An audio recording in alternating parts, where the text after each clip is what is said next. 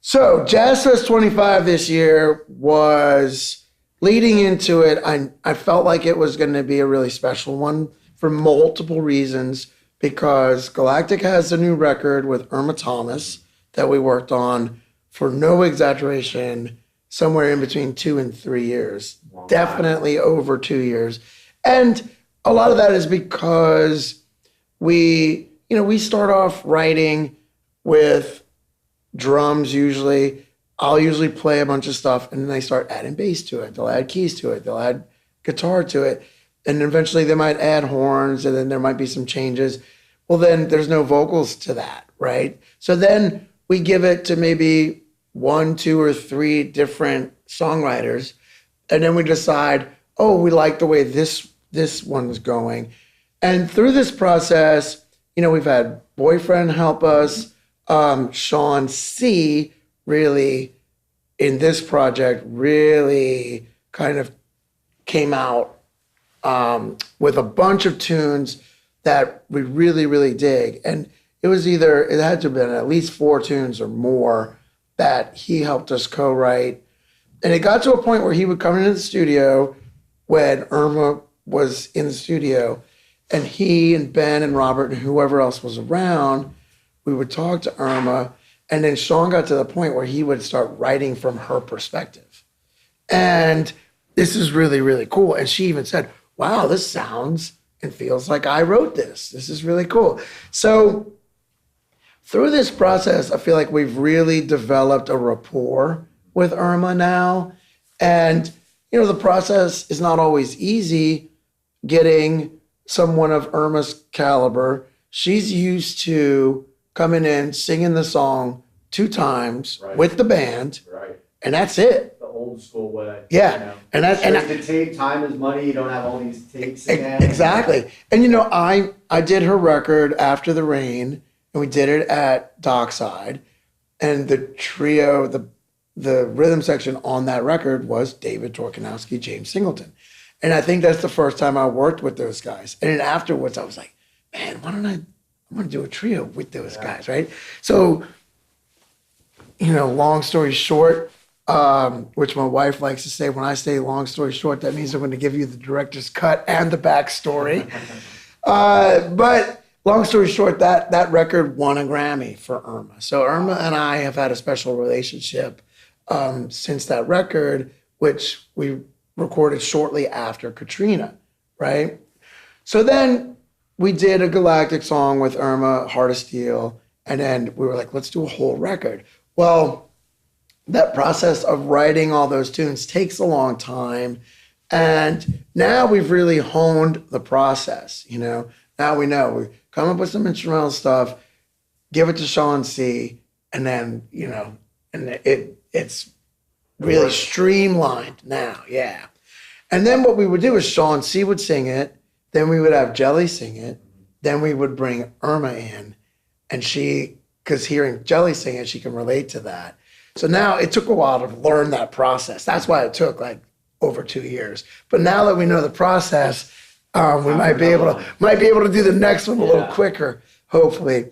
But going into this Jazz Fest with that record coming out on April 11th, right before Jazz Fest, we knew that this was going to be a fun Jazz Fest because hopefully people would dig the record.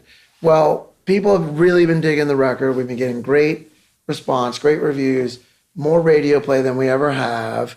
And so we've been doing some of the new songs with Jelly. And we did Newport Jazz Festival and City Stages in Central Park in New York with Irma, right? Wonderful. And that was a little while ago. So we knew we wanted to get Irma on our Jazz Fest set. So we did. We had Irma, and we had Irma do one of the new songs, Time Is On My Side, and Heart of Steel. But we also did 2 of the new ones with Jelly. So to come out, for the viewers who might be watching this, who aren't as familiar with Jazz Fest, for us New Orleans musicians, it's, for a lot of us, maybe not for some of the bands like Revivalists who get to play in front of 50,000 people more than once a year. For us to get to play in front of 50,000 people we do that once a year, and it's at Jazz Fest, and it's usually on the main stage before a large artist. And this year we're playing right before Lenny Kravitz. So we know there's going to be about 50,000 people out there, and this is the most people will play for all year, and we know about it, for months and months and months. So to get that opportunity, of course, you want to put your best foot forward. So this year we have a new record. We have, we knew we were going to be playing 3 new songs, and 2 of them with Jelly, 1 of them with Irma. And here's the thing is like, yes, you're doing all that, and you don't always have new material to present. But this year we did.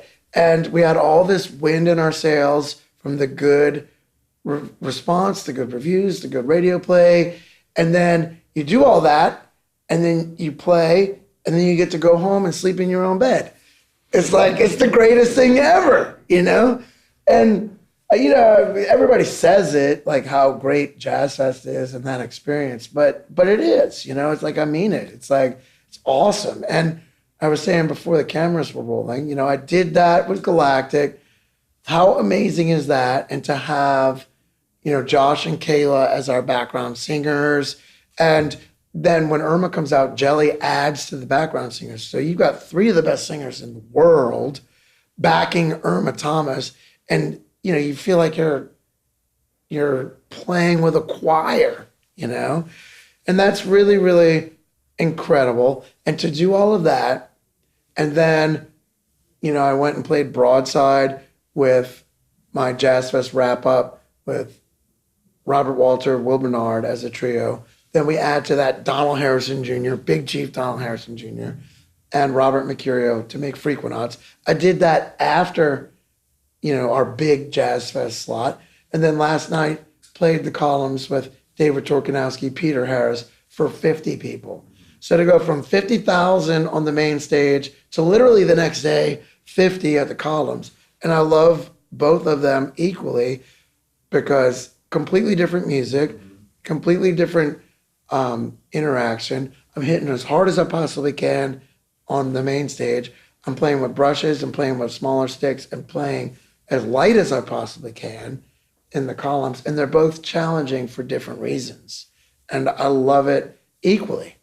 And I feel like both of those experiences helped me grow. Coming out of COVID, I knew I wanted to do things differently because it was the first time, because as a touring musician, talked to Ben a lot about this. Yeah, it's the first time I've ever had 2 years off.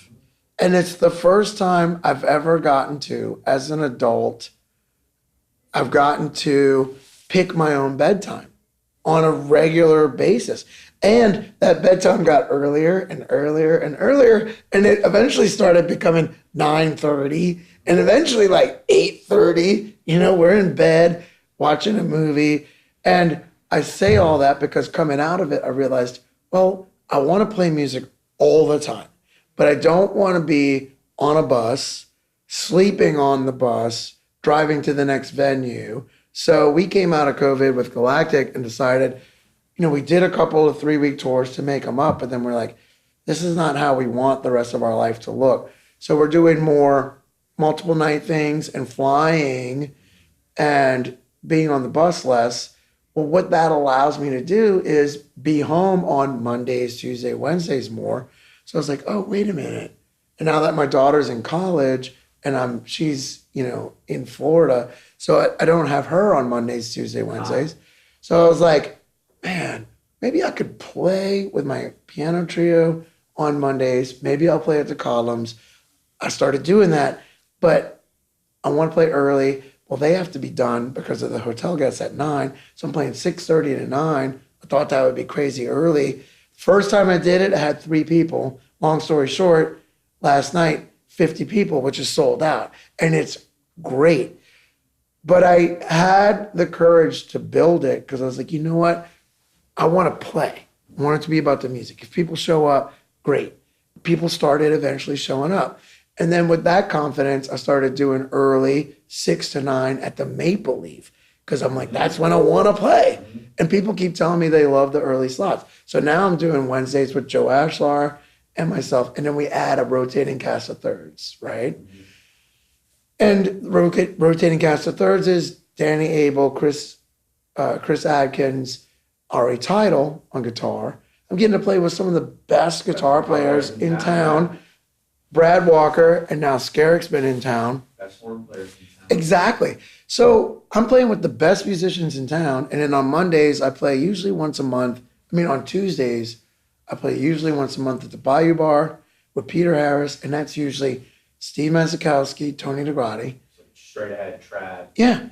Well, so on Mondays I'm getting to play with half of Astral Project, which is James Singleton, David Torkanowski. On Tuesdays, a lot of times, I'm getting to play with the other half of Astral Project. And then occasionally now, because Funk Fest helped get that ball rolling, I'm getting to play with half of the original Meters. Right. And as a kid, as a teenager in New Orleans, I was like, when I grow up, I want to be able to be good enough to play with some of the members of the Meters and at the same time be able to play with members of Astral Project. Well, now it's taken till I'm in my 50s, but I'm doing that. And where else in the world would I be able to do that? You know, you're playing the big arena style gig, and then you're going right into a smaller jazz club. Does your approach to that vary, or do you have kind of the same philosophy and the same rudiments and things you go for every time you play? Yeah, it does vary. And it didn't used to so much. I used to try to think that, okay, I can play anything I want on a 12, 14, 16, 20, 20-inch bass drum. And that's why I had the 26. I would add that extra bass drum with Galactic so I could go to that for like the big. So coming out of COVID, I wanted to pare things down, simplify things, and get closer to the music. So I realized I don't want to do the two bass drums anymore. So with Galactic, Dragon Smoke, anytime I might play with Anders Osborne, or anytime I play with Les Claypool, or any of these bigger things, I wanted to play 12, 14, 16, 24. So I consider that third gear, right? Okay. And then when I'm playing with a piano trio or at the Bayou Bar, which is usually a quartet, or now I'm playing with Brad Walker a lot, and that's Brad Walker, Joe Ashlar on piano, and Martin Mazikowski on bass, and that's more of an acoustic, for lack of a better word, jazz type of thing. And so I play 12, 14, 18 with that. That's first gear, and I tune the drums higher, and I'm also playing with smaller sticks. So in my studio now, I now have 12, 14, 18 set up. So I'll shed on that if I know that I've got a more of a straight ahead or a swinging out or jazz type of thing coming up when I'm playing with acoustic bass and playing with acoustic piano. But in my studio, I also have a 12, 14, 16, 24 set up, where if I'm playing with Galactic or Dragon Smoke or any of that type of stuff. Now, so I will shed those. I might spend an hour on the smaller kit, practicing brushes, practicing swinging out, and that type of stuff. And that kit is tuned higher. Then I might go spend an hour on the kit that's the bigger setup. And then, I have a double pedal on that. And I don't necessarily play a lot of double pedal, but point being, that's the kit where I know I'm going to be playing maybe tips or larger stages, outdoor stages. And if I'm shedding that kind of stuff, then I go over there in my studio. And those kits face each other. And if I have a buddy come and we want to shed, then one of us will play on the smaller kit, one of us will play on the bigger kit, and we'll swap, right? So I keep both those kits set up now.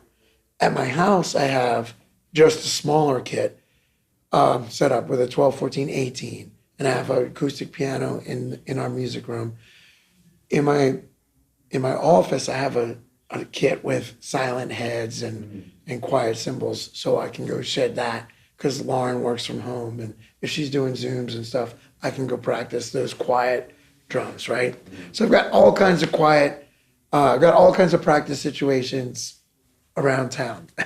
where I can go to my studio or I can be in the house. If Lauren's outside, I can play the regular drums. If she's doing stuff in the house, I've got quiet drums. So I can practice 24 hours a day somewhere, right? If I've got to practice something and I need to go to my studio at 6:30 a.m., I can, right? But now I do see it as different situations. And now doing the organ trio at the Maple Leaf now on Wednesdays, that is second gear where I'm playing 12, 14, 16, 20. And that's when I'm playing with Krasno Moore Project or playing with Robert Walter, Will Bernard Trio, or playing with Frequenauts, or playing with any of those types of organ-based groups, which I realized I wasn't doing a lot of that or any of that in town. I was only doing that when I was touring. So like playing with Robert Walter, Skerrick, and Andy Coe, great guitar player. I'll do that. I've been doing that every year. We do a little West Coast run, but I only do that out there, or the Robert Walter organ trio type of thing with Will Bernard. Only do that on the road. Krasno Moore, only on the road, unless we were doing a Funk Fest slot, which we did. But most of those projects were only on the road, where it's 12, 14, 16, 20. But now that I'm doing the Maple Leaf on Wednesdays, I'm doing that more. So point being, coming out of COVID, I'm doing Monday nights, first gear, Tuesday nights at Snug Harbor once a month with my piano trio, or usually about once a month, sometimes more, at the Bayou Bar. That's also first gear on Tuesday nights. But then Wednesday nights, second gear with the organ with Joe Ashlar. And that's 12, 14, 16, 20. And then I do third gear all the time with Galactic, Dragon Smoke, and anything else. But I really started to realize it wasn't until coming out of COVID that I now have first, second, third gear going all the time. And my playing is really congealing, coming together. And people are telling me now they're really noticing a growth in my dynamic control, my ability to control a band. If we're in front of 50,000 people at Jazz Fest, and Jelly says, bring it down.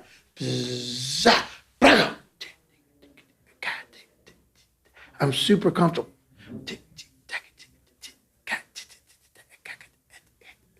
Right? Super comfortable at a whisper, where that takes being able to do that. The nuance of it all. Yeah, being able to do that when I'm playing first gear at either Snug Harbor or the Columns or the Bayou Bar. And I play those a lot now. But there are not a lot of drummers who play in front of 50,000 people who are also playing on an 18-inch bass drum at the Snug Harbor, Bayou Bar, and Columns type of venues. Yeah, I didn't really think I wanted to get into the whole educational side of things. I was occasionally teaching private lessons, like if somebody asked me to, but, I was touring a lot. So I think it was, we started touring with Galactic in 96. I started touring with the New Orleans Klezmer All-Stars in 94. And I started playing with Robert Mercurio and Jeff Rains in 92, right? But we started touring hard in 96. So I think it was 1998 that a magazine, which is no longer in print, but a magazine called Drum Magazine, all caps with a exclamation point at the end. Drum Magazine reached out to me and said, hey, would you be interested in contributing a regular column at the back of the magazine? At the time they were doing like 8 issues a year, I think. Okay. So it's like every month and a half. And would you be interested in contributing a regular column on New Orleans drumming? So I was like, I guess I could. So I started writing the things that I had developed in my own playing, things that I worked on to develop how to play the New Orleans stuff. And stuff like, as simple as, okay, this is what you would play if you're considering a traditional New Orleans second line. And a lot of people don't know this, right? Like, this accent pattern is Hey Pockway, right?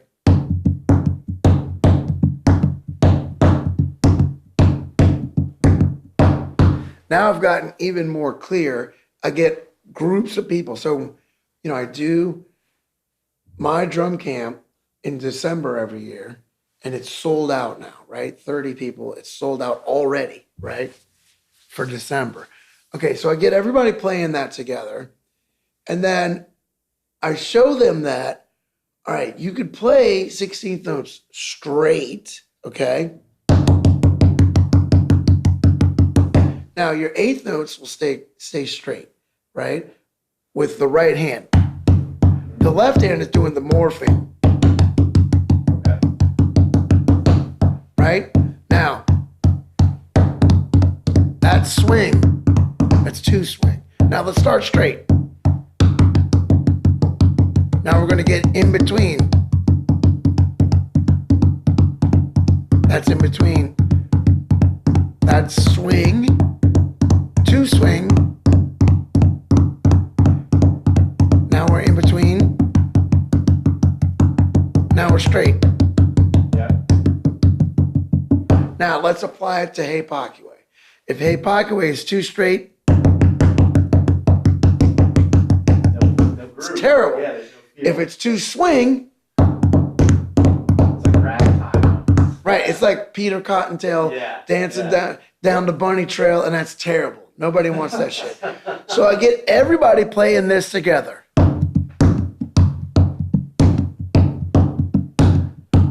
And I talk about 1 EN, A2, and 3 EN, A4. On that you've got to add more weight. Okay. Okay? So you think about somebody walking down the street following a second line, right? Now, this person of any origin from anywhere, this person has their favorite beverage in one hand and their favorite food in the other. Now, that favorite beverage could be a smoothie, could be wheatgrass, and this could be, a vegan wrap, or it could be a daiquiri and a piece of fried chicken, right? We're not judging or differentiating. Whatever it is, could be water and a turkey sandwich, right? But it's that person's favorite thing in the world, right? And it's a beautiful day, right? Maybe it's not a cloud in the sky. Maybe it's overcast a little bit. Whatever that person's vision of beautiful day, favorite beverage, favorite food, and they're following a second line. Now, how are their hips going to move? Okay? Their hips are going to move. Dack, bottom, gag, gag, bottom, gaggity, bottom, bottom, bottom, bottom, bottom. Got to put a little bit of weight on that.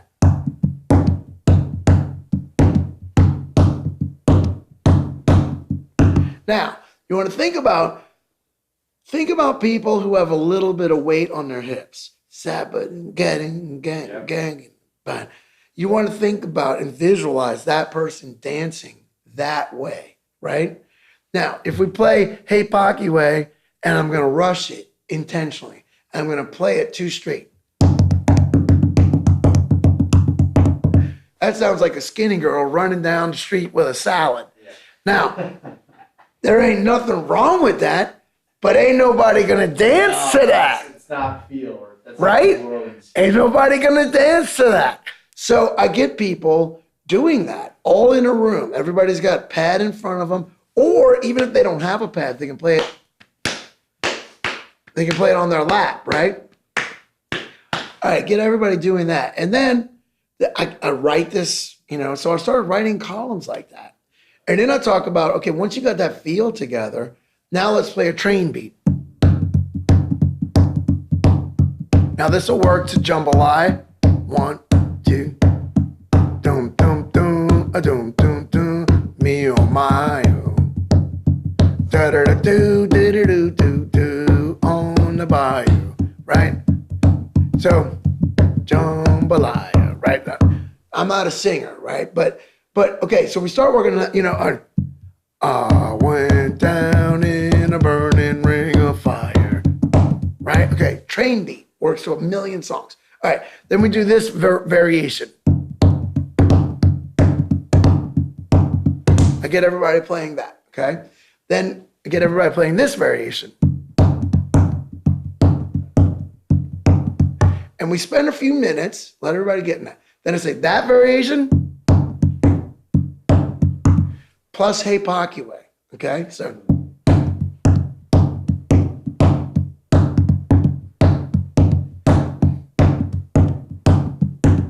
Then they're playing second line. And then that's a million songs, right? Down by the riverside, down by the river, right? Yeah. All right. Or, you know, Saints Go Marching In. Oh, when the Saints go marching. Ba-da, ba-da-da, ba-da, da-da, da-da, da-da, oh, dum-dum. Let's go down. Oh, fly down. Right? Bourbon Street Parade. The list goes on and on and on. So literally, in a matter of minutes, I can teach people Hey Pocky Way, train beat, and second line, right? Now, it took me years and years and years to land it, as my wife says, and make the long story shorter. But that's what I travel the world doing, teaching people that. And then we teach them how to apply that to their feel, right? So then you apply that in between straight and swing, apply that to just the right hand. Right now, if you swing it too much,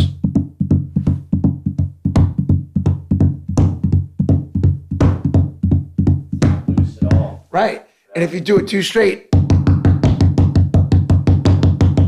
no. Out of control. So I teach people feel, I teach people how to, and the most direct way to get into feeling when something is feeling good or when it's feeling terrible is to have them play right, left, right, left, right, left. Everybody can do that.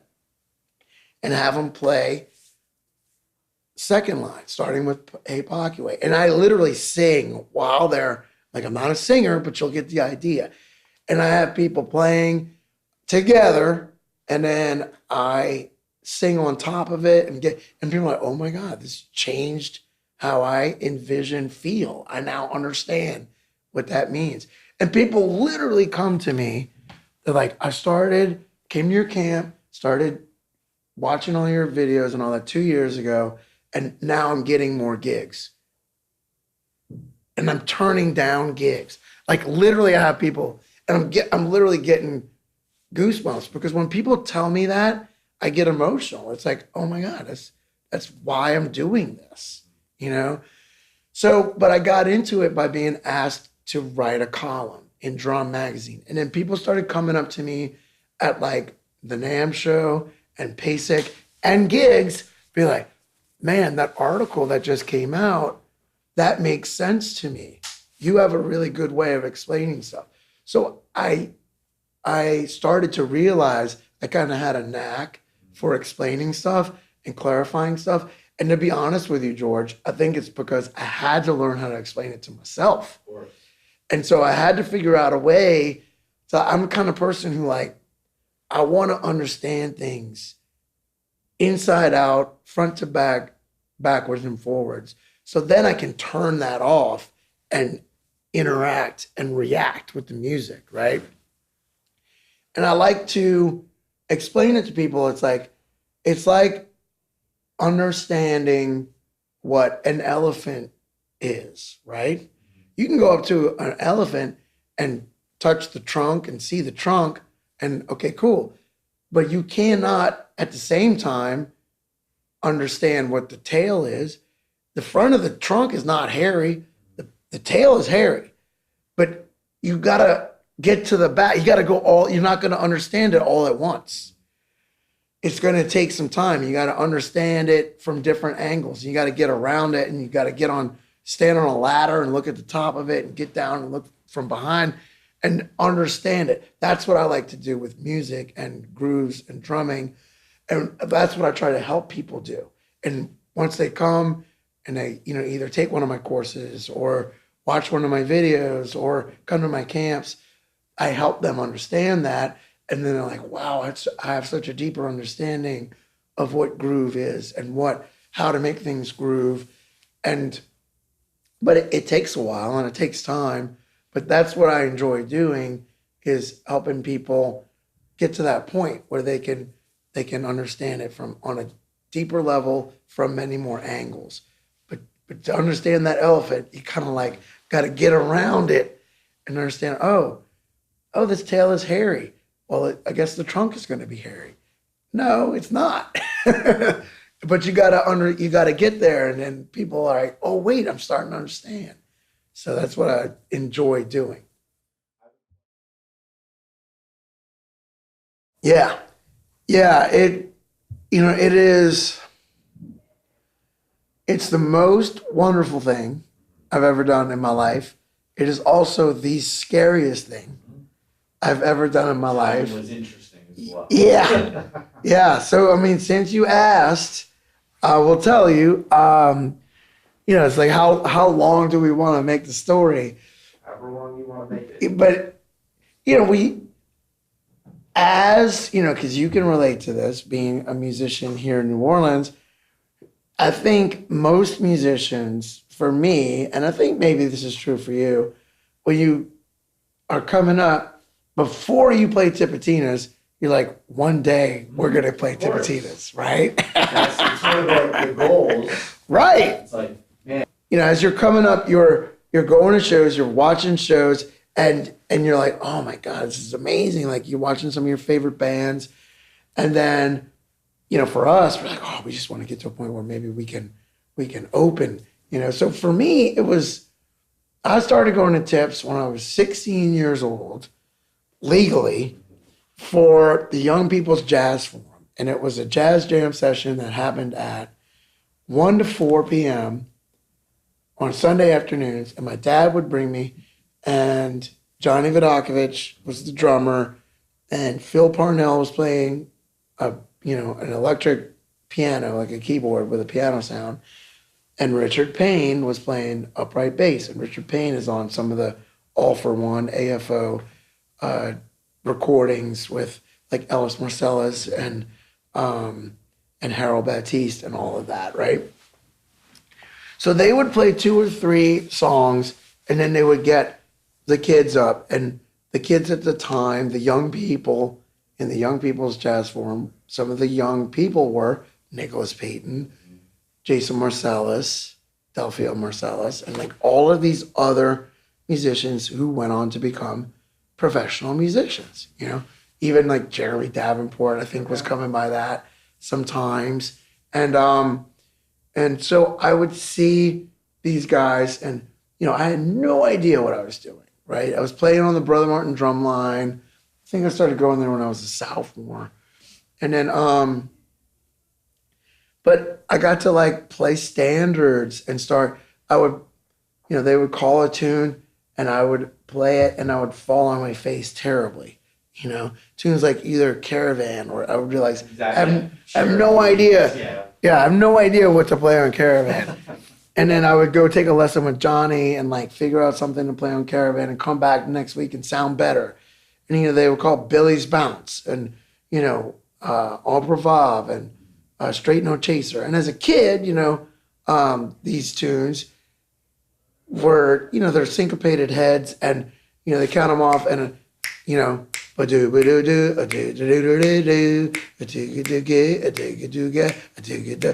I'm like, I was lost, as a kid, I was totally lost. And so I would go to Tower Records and look for a recording of Miles Davis or Charlie Parker with these tunes. I think I was singing Now's the Time, right? So it's like, look for these tunes and like learn these tunes and then show up and, try to be a little better each week. And it was a huge, awesome learning experience. But as I would be playing the drums, there'd be like maybe, 15 to 20 people sitting on fold-out chairs. These were the parents of the kids. I'd be looking up in the rafters thinking, one day I'm going to play Tipitina's. One day I'm going to headline Tipitina's, and these rafters are going to be filled, right? And so then we eventually, I think the first time Galactic got to play Tipitina's, we opened for Cowboy Mouth. Wow. For like a two-lane back-to-school show or something, yeah. And so then we're like, oh, one day we're going to headline this, And so we eventually got to where we're headlining it, and then eventually got to where we're like headlining, 6 to 8 times a year, because we're playing Halloween, twice during Jazz Fun Fest. holidays, Yeah. Mardi Gras. Twice during Mardi Gras. So, Halloween, twice during Jazz Fest, twice during Mardi Gras, New Year's Eve, and then maybe like one other thing. But we were doing that, at least that every year, and then maybe like a back to school. So we were playing like 6 to 8 times a year for 20 years. And it got to where our manager, we did a festival out at the lakefront with Yeah, I remember that. with Roland von Kernitowski. I think y'all played it. I remember that. Yeah, and we called it The Landing. And through all of our meetings with the former owner, our manager, Alex Brawl, he started saying, if you ever think about selling Tipitina's, let us know. And we're like, you did not say that to her. He's like, of course I said that to him. It's like, My job, I'm a manager. yeah. He's like, what's he gonna do? Own it forever? And so Alex just kept spitting that out there. And of course he's like, yeah, I'm not gonna sell it. And then eventually it got to a point where he started considering selling it. And, we didn't know this. Nobody knew it, but he kind of had to sell it. Yeah. And, as we're like, it took 2 years of negotiations. And as we're about to close on it, it starts coming out in the news that he's under federal investigation for other business dealings. Luckily, not anything pertaining to tips. And by the time we closed, he was under 13 indictments. That's a lot. Yeah. And we were able to close on tips clean and take over ownership. But for me personally, I was planning my wedding. So I got married to the love of my life, Lauren Del Rio, in October of 2018. We closed on Tipitina's in November of 18. Okay. So I got married October 13th of 2018. We closed on tips November 8th of 2018. Okay. So I was planning a wedding and negotiating Tipitina's all at the same time. Yeah. Right. And then for me personally, I had to take out half of my retirement account to put in my capital to put in for tips, right? Against my financial advisor's wishes and against my new wife's wishes. But that was the way for me to get my capital. Not the best way for me to get it, but that's, as a musician, I didn't have a lot of other ways to do it. At least I was able to do it that way. Now, my financial advisor didn't think it was the best move. Turns out it was the best. It was a good move. And I knew it would be because we all knew, look, we're not just buying a venue, okay? It's an institution. We are taking over the stewardship of our favorite venue, and not just our favorite venue, but a lot of people's favorite venue. We are not going to let this fail, right? So we felt that way about it. So we had a good 2019. We toured more than we have. I think we did well over 100, maybe 100 to 130 or something in 2019. so that we could put in and make sure that we were able to keep it going. There were a lot of fires to put out. There was a lot of things that were being mishandled and needed to be rectified. So our way of, making sure we had enough capital to do all that, aside from just putting in our initial investment in, was hit the road. Yeah. So we were touring our asses off, super stressed out, slept on a bunch of airport floors, and don't want to get into that, but there were missed flights. There were connections that got missed, because we were just literally, okay, look, we got a good offer on this East Coast festival, okay, but we're gonna have to fly and make it to this West Coast festival. So to do that, we flew from the East Coast to San Francisco to catch our connection to Portland. Guess what? Our flight to San Francisco was delayed, so we missed our flight to Portland, which means that we had to sleep on the floor and catch a 5 a.m. flight to Portland to at least make it to this festival. So, that's just one instance where we slept on an airport floor, so we're like, that was 2019. A lot of that to try to make sure that we were making ends meet. And then here comes March of 2020, and here comes March 14th of 2020. We did our 25th anniversary tour, East Coast, 3 weeks in a bus. And then March 14th of 2020, we had to close the door of tips and send the bus back to Nashville because it was coming to pick us up for the West Coast leg of our 25th anniversary tour. So that was the scariest time because, we're still newly married. I just cashed out half of my retirement account, can't tour, can't open the doors of Tipitina's. What are we gonna do? Yeah. And so, I had to fire my developer for my online drum school, SMDA, because it was not working out. So, that was the scariest time of my life. But I rebuilt my drum academy, rebuilt my online stuff, and developed a great team, hired a new business manager, let go of my business manager as well. And literally my wife was like, what are you doing? I was like, I know what I'm doing. I think I know what I'm doing. Starting fresh with everything. Yeah, and thank God, and I'm very open about this because if it'll help anybody, because it helped me when people that I admired and looked up to admitted, or not admitted, but were very open that they were in therapy, right? So thank God I started therapy in February of 2020. Okay, thank God. And so my therapist is like amazing, and my wife is like, thank God for Thomas, for your therapist. And I'm still every week, right? He's part of the team, right? And so thank God for Thomas, And so every week, and I still, even when things are going great, I'm like, no, I am still going, because at any moment things could come off, and I do it. I stay grounded by going to him.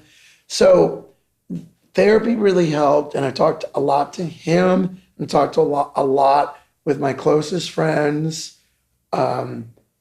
Talked a lot with Anders Osborne and Eric Krasno. These are some of my favorite, my favorite people and my closest friends that I talked about how we're going to make things look differently after COVID, what's important to me, what I want my life to look like coming out of COVID.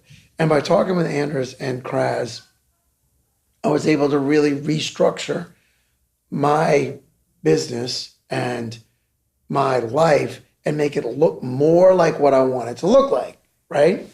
So I really did a lot of soul searching, a lot of talking with my very best friend, my wife, Lauren, and speaking with, other of my close friends like Anders and Kraz and my therapist, Thomas, and figuring out what do I want my life to look like. And I realized I want to build an incredible team. And so that meant letting go of my previous business manager, getting my now current business manager, Chloe, who's awesome, getting my new developer, Mary, getting my new marketing guy who does all my YouTube and my email, and that's Steve, and getting my new project manager and content manager, who is Mark Wessels. So I have this team, and I do my weekly meetings with them. And, there was a time where Lauren and Chloe were like, you are spending more than you're making. And I was like, give me 6 months to make the drum school, the online drum school, 6 months after ripping it down to the studs, rebuilding the entire website from scratch. Give me 6 months to make it profitable. And I was profitable in 5. And now I'm profitable, and now it's becoming more and more profitable. But now my goal is for the next 10 years, just grow it, grow it, grow it. And that's working. But I was able to do all that through COVID, but that is getting slightly off track of, at the same time, doing what we need to do for Tipitinas. And we have an incredible staff at Tips. And so what our mantra at Tips, at least this is what I like to say, and it sounds like some of the other guys are adopting this mantra as well, is what I like to do is set the staff up to succeed and get out of their way, right? Because they've been doing this longer than us, and they do a great job, and let's just get out of their way. But what I like to do is keep it funky, right? And make it a little less gross. That's it. And don't fuck it up. Simple as that. Yeah. I've been trying not be anything that it's not. Right. Exactly. Keep it funky. Make it a little less gross. Don't fuck it up. The people will come. Yeah. And this is the thing we discovered and we knew is like, look, just make people feel when they walk in the doors, both the bands and the patrons, make them feel it when they walk in the doors that we give a shit. And that's it. And people tell us left and right that they feel it. The fans and the patrons. And that's important because, the fans and the bands. That's important because you want people to come back, right? So the bands come and they play. And case in point, the Wood Brothers, right? They could play anywhere they want. Yeah. They just played the 3rd December in a row. And now they're also coming to our studio to do overdubs and vocals and stuff during the day, the next day. And so you want to make the bands comfortable and make them come back. The way that we do that is first thing we did was get a better front of house system in there. Then we eventually got a better got a better monitor system in there. We revamped the backstage so that it's super comfortable for the bands. And it's super simple. It's just a sliding door cooler that's all glass so they can see their rider when they walk in. So when they walk in, their rider is there. They can see it. Oh, these guys give a shit. They've got everything we want right here. And when everybody sits down in the couch, there's a charger. It's like, oh, I can charge my phone.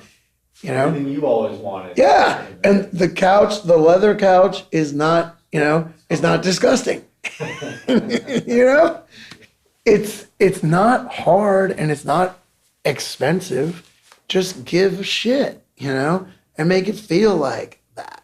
And so that's what we try to do, both back of house and front of house, and make it sound good for the fans, make it sound good for the bands. And there are a lot of venues that we won't mention names, but where the sound is not good. It's not good on stage. It's not good on front. And then bands don't have fun there and the fans don't enjoy it either. So yeah, is it cheap? No. You know, is putting in a brand new AC unit on both floors? We did that. Was it cheap? No. Probably not, no. No, but That was being run all year. yeah, but we had to do it because we don't want people coming in there and being like, oh my God, that was hot, you know? And it's an investment in the future. And so people are coming back. The bands are coming back. The fans are coming back. And what happens is a band tells their agent, we had a great time. Guess what? That agent has 10 other bands or more. And so those other bands are coming. So it's working. And just give a shit.